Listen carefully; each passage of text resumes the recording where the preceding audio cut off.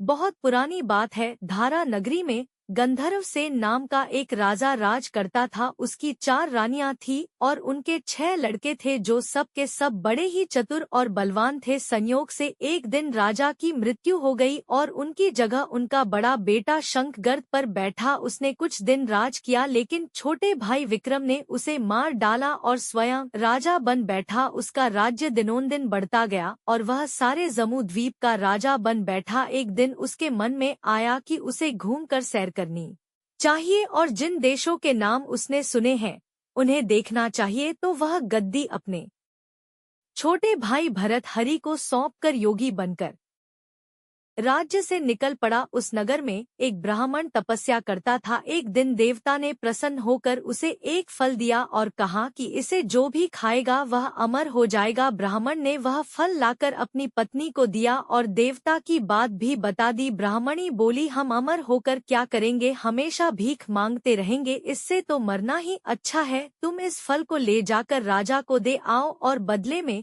कुछ धन ले आओ। यह सुनकर ब्राह्मण फल लेकर राजा भरतिहरि के पास गया और सारा हाल कह सुनाया। भरत हरि ने फल ले लिया और ब्राह्मण को 1 लाख रुपए देकर विदा कर दिया।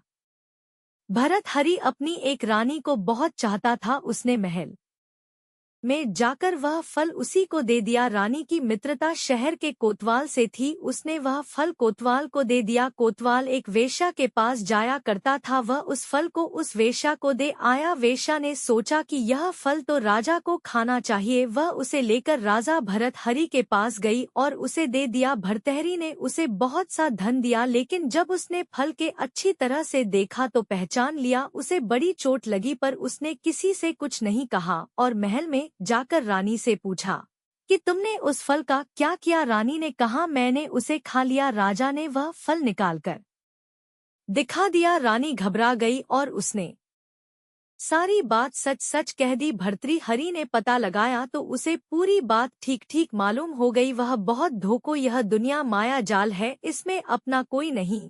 वह फल लेकर बाहर आया और उसे धुलवा कर स्वयं खा लिया। फिर राजपाट छोड़ योगी का भेष बना जंगल में तपस्या करने चला गया। भर्तृहरि के जंगल में चले जाने से विक्रम की गद्दी सूनी हो गई। जब राजा इंद्र को यह समाचार मिले तो उन्होंने एक देव को धारा नगरी की रखवाली के लिए भेज दिया। वह रात दिन वहीं रहने लगा। भर्तृहरि के राजपाट छोड़कर वन में चले जाने की बात विक्रम को मालूम हुई तो वह लौटकर अपने राज्य में आया। आधी रात का समय था। जब वह नगर में घुसने लगा तो देव ने उसे रोका। राजा ने कहा, मैं विक्रम हूँ, यह मेरा राज्य है, तुम रोकने वाले कौन होते हो। देव बोला, मुझे राजा इंद्र ने इस नगर की चौकसी के लिए भेजा है। तुम सच्चे राजा विक्रम हो तो आओ पहले मुझसे लड़ो। दोनों में लड़ाई हुई। राजा ने जरा सी देर में देव को पछाड़ दिया। तब देव बोला, हे राजन, तुमने मुझे हरा दिया, मैं तुम्हें जीवन दान देता हूँ। इसके बाद देव ने कहा, राजन, एक नगर और एक नक्षत्र में तुम 3 आदमी पैदा हुए थे। तुमने राजा के घर में जन्म लिया, दूसरे ने तेली के और तीसरे ने कुम्हार के। तुम यहाँ पर राज करते हो। पाताल पर राज करता था। कुम्हार ने योग साध कर तेली को मारकर शमशान में पिशाच बनाकर सिरस के पेड़ से लटका दिया है। अब वह तुम्हें मारने की फिराक में है, उससे सावधान रहना। इतना कहकर देव चला गया और राजा महल में आ गया। राजा को वापस आया देख सबको बड़ी खुशी हुई। नगर में आनंद मनाया गया। राजा फिर राज करने लगा। एक दिन की बात है कि शांतिशल नाम का एक योगी राजा के पास दरबार में आया और उसे एक फल देकर चला गया। राजा को आशंका हुई कि देव ने जिस आदमी को बताया था कहीं यह वही तो नहीं है। यह सोचकर उसने फल नहीं खाया और भंडारी को दे दिया। योगी आता और राजा को एक फल दे जाता। संयोग से एक दिन राजा अपना अस्तबल देखने गया था। योगी वहीं पहुंच गया और फल राजा के हाथ में दे दिया। राजा ने उसे उछाला तो वह हाथ से छूटकर धरती पर गिर पड़ा। उसी समय एक बंदर ने झपट कर उसे उठा लिया और तोड़ डाला। उसमें से एक लाल रंग का हीरा निकला जिसकी चमक से सबकी आंखें चौंध आ गई। राजा को बड़ा अचरज हुआ। उसने योगी से पूछा, आप यह लाल हीरा मुझे रोज क्यों दे जाते हैं।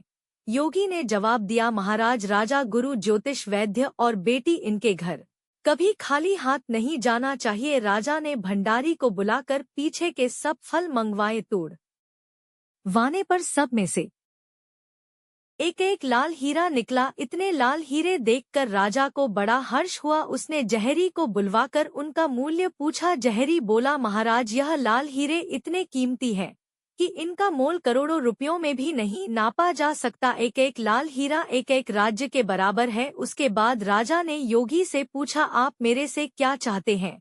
तो योगी कहने लगा, तुम एक रात मेरे पास रहोगे तो मेरा मंत्र सिद्ध हो जाएगा। एक दिन रात को हथियार बांधकर तुम अकेले मेरे पास आ जाना। राजा ने कहा, ठीक है। इसके उपरांत योगी दिन और समय बताकर अपने मठ में चला गया। वह दिन आने पर राजा अकेला वहां पहुंचा। योगी ने उसे अपने पास बिठा लिया। थोड़ी देर बैठकर राजा ने पूछा, महाराज, मेरे लिए क्या आज्ञा है? योगी ने कहा, राजन, यहाँ से दक्षिण दिशा में 2 कोस की दूरी पर मसान में एक सिरस के पेड़ पर एक मुर्दा लटका है। उसे मेरे पास ले आओ, तब तक मैं यहाँ पूजा करता हूँ। यह सुनकर राजा वहां से चल दिया। बड़ी भयंकर रात थी। चारों ओर अंधेरा फैला था। पानी बरस रहता। भूत प्रेत शोर मचा रहे थे। सांपा आकर पैर में लिपट थे, लेकिन राजा हिम्मत से आगे बढ़ता गया। जब वह मसान में पहुंचा तो देखता है कि शेर दहाड़ रहे हैं, हाथी चिघाड़ रहे हैं, भूत प्रेत आदमियों को मार रहे हैं। राजा बेधड़क गए और सिरस के पेड़ के पास पहुंच गया। पेड़ पर रस्सी से बंधा मुर्दा लटक रहा था। राजा पेड़ पर चढ़ गया और तलवार से रस्सी काट दी। मुर्दा नीचे गिर पड़ा और दहाड़ मार मार कर रोने लगा। राजा ने नीचे आकर पूछा, तू कौन है? राजा का इतना कहना था कि वह मुर्दा खिलखिल हंस पड़ा। राजा को बड़ा अचरज हुआ। तभी वह मुर्दा फिर पेड़ पर जा लटका। राजा फिर चढ़कर ऊपर गया और रस्सी काट मुर्दे को बगल में दबा नीचे लाया और बोला, बता तू कौन है? मुर्दा चुप रहा। तब राजा ने उसे एक चादर में बांधा और योगी के पास ले चला। रास्ते में वह मुर्दा बोला, मैं बेताल हूँ, तू कौन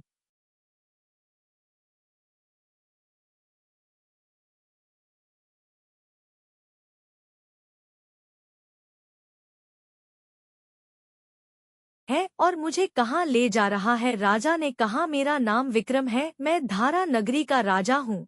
मैं तुझे योगी के पास ले जा रहा हूँ। बेताल बोला, मैं एक शर्त पर चलूंगा। अगर तू रास्ते में बोलेगा तो मैं लौटकर पेड़ पर जा लटक। राजा ने उसकी बात मान ली। फिर बेताल बोला, पंडित, चतुर और ज्ञानी, इनके दिन अच्छी अच्छी बातों में बीतते हैं, जबकि मूर्खों के दिन कला और नींद में। अच्छा होगा कि हमारी राह भली बातों की चर्चा में बीत जाए। मैं तुझे एक कहानी सुनाता हूँ। तो दोस्तों, यह पार्ट आपको कैसा लगा कमेंट करके जरूर बताना। नेक्स्ट पार्ट जल्दी आ जाएगा तो चैनल को सब्सक्राइब कर लेना।